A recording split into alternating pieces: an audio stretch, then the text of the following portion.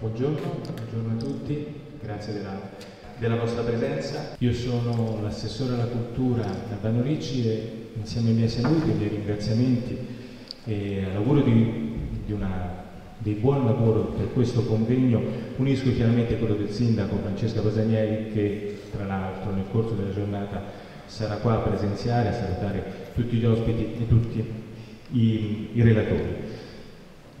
Prima di cominciare ad entrare nel merito su questa giornata, io di solito, per chi mi conosce, cerco di rilegare brevemente i saluti, la parte più politichese e istituzionale, per entrare invece nel merito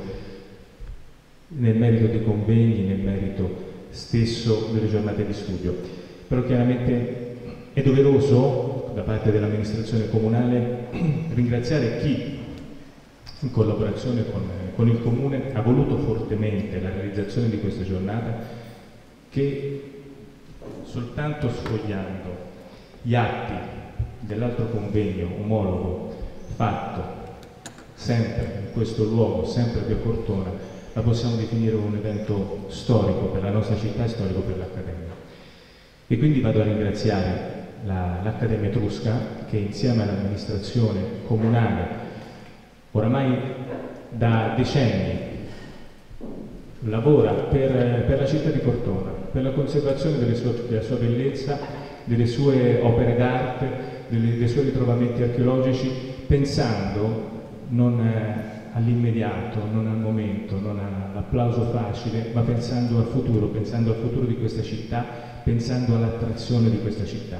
L'idea dell'Accademia stessa, quando è nata nel 1726, che era quella di conservare le fortune che questo territorio aveva, le eccellenze che questo territorio aveva, è stata un'intuizione felice che noi stessi, non soltanto noi amministratori, ma tutti i cittadini cortonesi ne possono godere oggi e con quelle basi possono pensare a un futuro ancora più ricco e ancora più forte per questa città e per questa comunità. E insieme, quindi, quando si fanno queste operazioni così importanti, come la valorizzazione di questo spazio, di questo museo dove oggi abbiamo costruito questo convegno, servono tante sinergie. E da qualche anno una delle sinergie più importanti che l'amministrazione e l'Accademia stessa hanno tessuto è con una nuova realtà che crede fortemente nella cultura come veicolo di sviluppo, ma crede nella cultura anche come veicolo di insegnamento, come forma di costruzione dell'individuo e costruzione del senso civico. E per questo dobbiamo fortemente ringraziare la Fondazione Settembrini.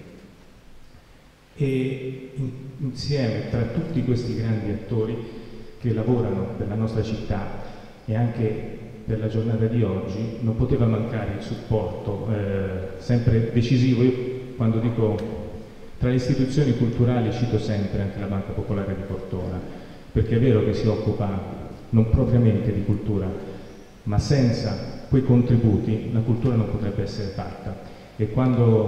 E se la cultura non può essere fatta, e non può essere fatta nel modo adeguato a livello di comunicazione, a livello di costruzione, a livello di relatori adeguati, praticamente tutto il nostro progetto va a farsi vanificare.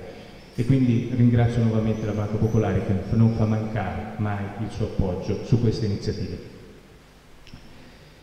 Chiusi i ringraziamenti, che chiaramente riprenderò alla fine, mi è stato dato questo libro che è stato pubblicato negli anni 70, vedo la firma del Cortona settembre 77, ma parla degli atti del convegno, di un convegno fatto a settembre del 1969. Scherzando prima con uno dei relatori che mi diceva: io nel 69 c'ero, io ho fatto due conti, chiaramente non potevo dire la stessa cosa, non so se per vanto o per cruccio, e non c'ero nemmeno nel 77, nel settembre del 77, quando questo libro è stato pubblicato. Quindi noi, pensate quanta quanta attenzione e quanto lontano va questo approccio alla cura della nostra città, alla cura di chi l'ha resa grande, alla cura dei personaggi che hanno portato Cortona nel mondo. Nel 1979 veniva fatto un convegno su Pietro da Cortona architetto. Settembre 1969.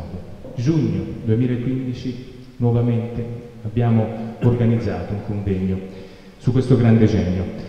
Ecco perché ho parlato di data storica. Perché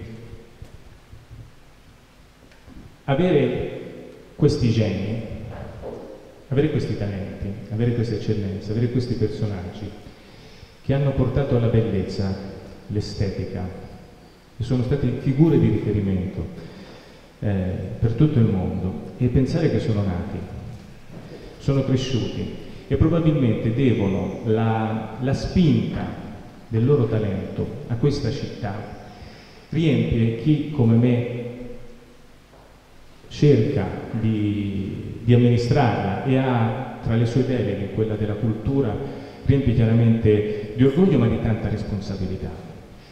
Io dico spesso che probabilmente questa città che ci affascina fortemente, che vede i suoi cittadini così fortemente critici ma in senso positivo perché le vogliono bene, che in modo inusuale, in definitiva un comune di soltanto 23.000 abitanti, ha una vocazione culturale di livello internazionale.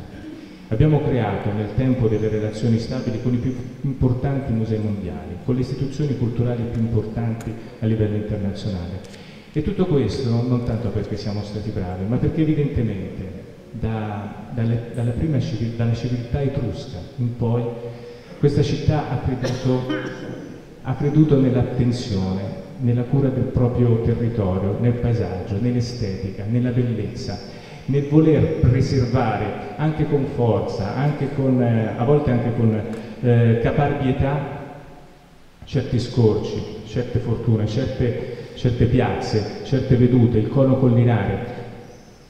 Abbiamo sempre creduto che la bellezza era un elemento non soltanto di contorno, ma doveva essere la bellezza e l'estetica e la cultura un valore. E sapete cosa sono i valori? I valori sono i fondamenti su cui si muove e ruota una comunità. Il fatto che la nostra comunità possa assumere a valore questi elementi, chiaramente ritengo che la rende una comunità speciale. E proprio per questo parlare dei nostri talenti, dei nostri geni, della fortuna che abbiamo avuto di questi personaggi credo che sia un atto e un dovere. E il fatto che evidentemente in questa città sia cresciuto nel tempo un humus così particolare che ha visto il proliferare di questi personaggi, e non soltanto personaggi